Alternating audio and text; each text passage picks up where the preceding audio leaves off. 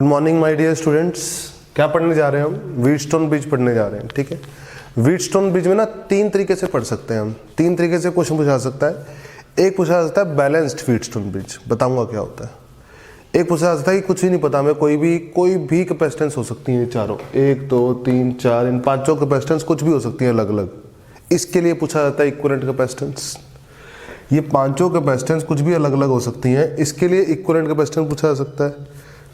ठीक है, होता है अनबैलेंस्ड, ये बैलेंस्ड होता है। बैलेंस बताऊंगा क्या होता है, जब इसका रेशो इसका रेशो के बराबर होता है तब इक्विवेलेंट कैपेसिटेंस क्या होती है। ठीक है, और एक होता है एंटी सिमेट्री, जब ये कैपेसिटेंस सेम हो, ये कैपेसिटेंस सेम हो। समझे? फिर से दोहरा रहा हूँ, तीन होते हैं। एक होता है बैलेंस्ड में क्या होता है, इसका और इसका रेशो के बराबर होता है। ठीक है, ये होता है बैलेंस्ड। एक होता है अनबैलेंस्ड, जिसमें सारे कैपेसिटेंस अलग अलग हो सकते हैं, इनमें कोई रिलेशन नहीं होता आपस में। एक होता है एंटी सिमेट्री, जब ये कैपेसिटेंस के बराबर होता है, ये कैपेसिटेंस के बराबर होता है। तीन टाइप से क्वेश्चन पूछा सकता है। ठीक है, मैं तीनों टाइप से डिस्कस करके बताऊंगा वो कैसे हैंडल करना है। ठीक है, सबसे पहले मैं अनबैलेंस की बात कर रहा हूँ, जब इन कैपेसिटर में कोई रिलेशन नहीं है आपस। जैसे फॉर एग्जांपल मैंने ये ले लिया 4 माइक्रोफेरेड का, ये ले लिया 2 माइक्रोफेरेड का, फिर ये ले लिया 4 माइक्रोफेरेड का, ये ले लिया 2 माइक्रोफेरेड का, ये 8 माइक्रोफेरेड का। अब ये दोनों बराबर नहीं है ना आपस में, एंटी सिमेट्री नहीं है, और ना इसका रेशो इसके रेशो के बराबर है।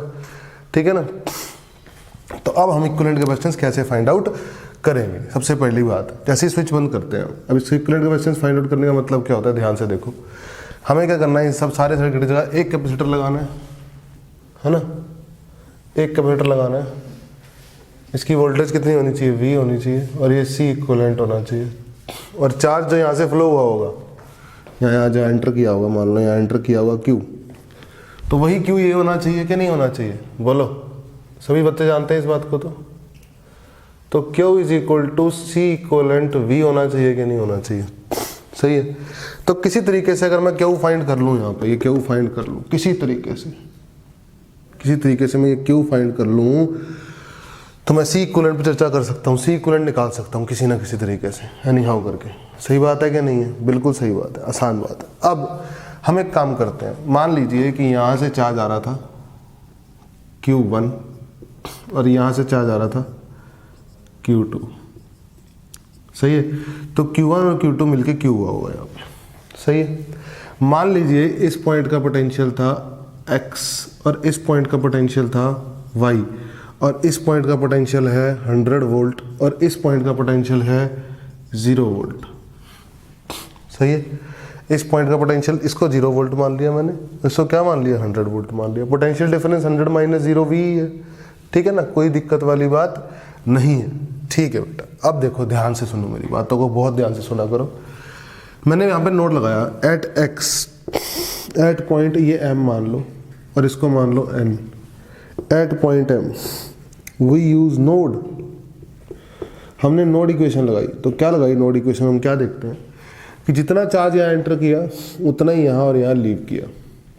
इसको मैंने Q1 मान रखा है, इसको मैंने Q2 मान रखा है, इसको मैं अपनी मर्जी से कुछ भी मान लेता हूँ Q3, इसको अपनी मर्जी से Q4 मान लेता हूँ। ठीक है, इसको अपनी मर्जी से मैं Q5 मान लेता हूँ। कुछ भी करो, मुझे कोई दिक्कत नहीं है। नाम दे दिए मैंने तो नाम दे दिए। इसको Q3, इसको Q1, इसको Q4, इसको Q5, इसको Q2। हर कैपेसिटर में चार्ज जा रहा है अलग अलग नाम दे दिए। बहुत सुंदर किया मैंने। अब देखो Q3 बराबर Q1 प्लस Q4 के है कि नहीं है, कि जितना चार्ज यहाँ एंटर किया वो कुछ इधर चला गया और कुछ नीचे आ गया। Q3 बराबर Q1 प्लस Q4। सही बात है, कोई समस्या वाली बात नहीं है। अब चार्ज होता है कैपेसिटेंस इनटू पोटेंशियल डिफरेंस। ठीक है, बहुत सुंदर। तो इसकी कैपेसिटेंस कितनी है? देखो इसकी कैपेसिटेंस कितनी है, इसकी कैपेसिटेंस है C1 is 4 microfarad and potential difference is 100 minus X। तो 4 microfarad into 100 minus X, 100 volt है ये, 100 वोल्ट है ना, 100 वोल्ट अंडरस्टूड है। और ये जो चार्ज आ रहा है ये माइक्रो कूलम में आएगा, मैंने माइक्रोफेरेड डायरेक्ट यूज करा है, तो जो चार्ज लिख रहा हूँ वो अंडरस्टूड सी बात है, माइक्रो कूलम में हो चुका है। ठीक है, बहुत सुंदर। Q1 X माइनस 0, क्योंकि इसका 0 है, इसका 0 वोल्ट पोटेंशियल है, तो इसका भी 0 वोल्ट है, इसका भी 0 वोल्ट है। कारण बीच में कोई डिवाइस नहीं है ना, कोई चार्ज स्टोरिंग डिवाइस हो तो पोटेंशियल चेंज होता है, रेजिस्टर हो तो पोटेंशियल चेंज होता है। जब तार है सिंपल तो पोटेंशियल चेंज नहीं होता। ठीक है, तो इसके क्रॉस 100 माइनस एक्स हो गया, इसके क्रॉस एक्स माइनस 0 हो गया, तो x minus 0 into capacitance C3 capacitance 2 microfarad, यानी 2 microfarad into x minus 0 2x plus Q4 x minus y, potential difference into capacitance C5 is 4 microfarad, x y में equation आ गई भाई। This is equation number 1 in x y, this is what equation number 1 in x and y. Now at point n we use node, हम node लगाएंगे N point.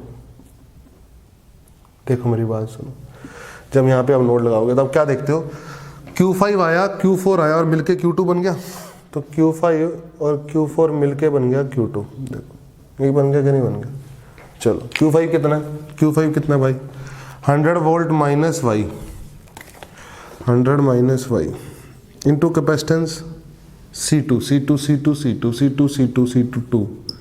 Q4 x minus y into capacitance C5 4 Q2 y minus 0 into capacitance C4 8।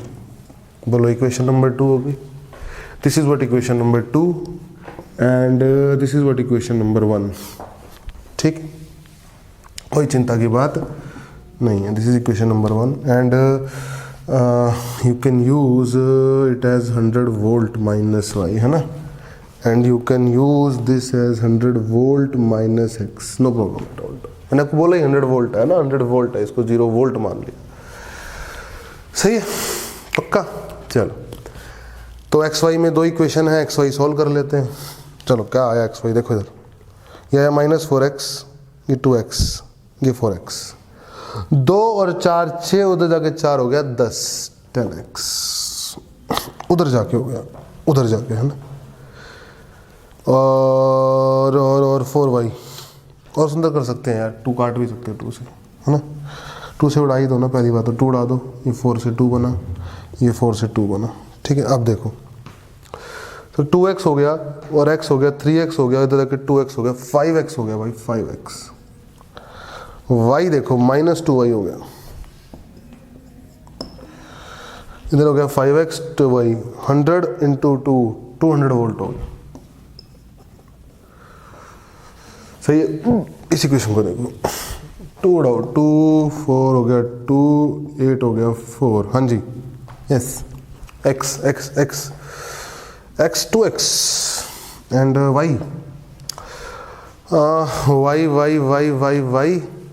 minus 2y minus 2y minus y minus 2y minus y minus 3y and 4y 7y। so इधर ले जाओ तो 2x minus 7y। बोलो समझ में आई बात, ये बात समझ में आई, बोलो। ये हो गया 2x minus y minus 2y minus 3y minus 4y minus 7y हो गया। ठीक है, और इधर क्या आ गया, इधर हमने क्या किया, x इधर रखा, y इधर रखा, इधर लेके जाना पड़ेगा इसको, तो 100 वोल्ट था ये, है ना, तो माइनस 100 हो गया। तो एक काम करो, इसको कर दो माइनस, इसको कर दो प्लस, और ये 100 वोल्ट हो गया। सही है, पक्का, एकदम सही है ये। ऐसा कर सकते हैं, बिल्कुल कर सकते हैं। अब मुझे क्या करना है, मुझे x और y निकालने थे, तो मैंने ऊपर वाली इक्वेशन को ही मल्टीप्लाई कर दिया है 2 से, और नीचे वाली को मल्टीप्लाई कर दिया है 5 से। देखो ध्यान से, ऊपर वाली को 2 से मल्टीप्लाई करते ही 10x हो गया, और ये 400 हो गया, और ये 500 हो गया। ध्यान से देखा करो चीज़ों को, ये 400 और 500 हो गया, तो 400 और 500 होता है 900 वोल्ट तो हो ही गया। और क्योंकि इसको ये कट गया, तो ये 5 सत्ता 35 हो गया, और ये 4, 35 में से 4 गया, कितना हो गया, 35 में 4 31 हो गया, और ये बन गया y। सिमिलरली x क्या बना, x बनाने के लिए क्या करोगे आप, x बनाने के लिए आप एक काम करोगे, ऊपर वाले को कर दो, हटाओ इसको, ऊपर वाले को कर दो 7 से मल्टीप्लाई, और नीचे वाले को कर दो 2 से मल्टीप्लाई। देखो ध्यान से, अब ये कट गया 14 और ये कट गया 14, तो 7 दूनी 14 हुआ, और 2 16 हुआ, तो 1600 वोल्ट हुआ। समझे? 7 दूनी 14 हुआ और 2 16 हुआ, ठीक है। अब ये देखो 5 7 35 हुआ और 2 दूनी 4 हुआ, 35 में से 4 गए 31 हुआ, तो नीचे 31 आ गया। एक्स और वाई दोनों निकल गए। हमने एक्स भी निकाल लिया, हमने वाई भी निकाल लिया। अब कहानी स्टार्ट होती है। एक्स और वाई दोनों निकल चुके हैं, तो Q1 और Q2 भी पता है मुझे। देखो कैसे, क्योंकि x इंटू C3, देखो Q1 क्या होगा, Q1 होगा x into C3 C3 C3 C3 C3 2, और Q2 कितना होगा, Q2 होगा x y into C4 C4 C4 8 y into 8, ठीक है। तो 2x plus 8y, 2x plus 8y total charge होगा कि नहीं होगा Q, तो वेर Q होगा 2x प्लस 8y। बोलो समझ में आया? Total charge. Now x is this and y is this. Now 2 into x, इसको 2 से मल्टीप्लाई करूंगा 3200 बटे 31। 8 इंटू वाई, इसको 8 से मल्टीप्लाई करूंगा 7200 अपॉन 31। तो 32 2 16 32 8 9 72, 32 और 72 कितना होता है, 32 और 72 कितना होता है, जल्दी बोला करो, 104। तो Q आ गया 104, है ना, और 00 वोल्ट अपॉन 13। ऐसा ही कुछ आया कि नहीं आया, बोलो 31 अपॉन 31, ऐसे ही आया कुछ। तो टोटल चार्ज आ गया। टोटल चार्ज आ गया, मैंने को शुरू में एक चीज आई थी, टोटल चार्ज होता है C equivalent into V, C equivalent into V, तो इसको मल्टीप्लाई कर दो C इक्वलेंट से और V से, और 1004 जो भी है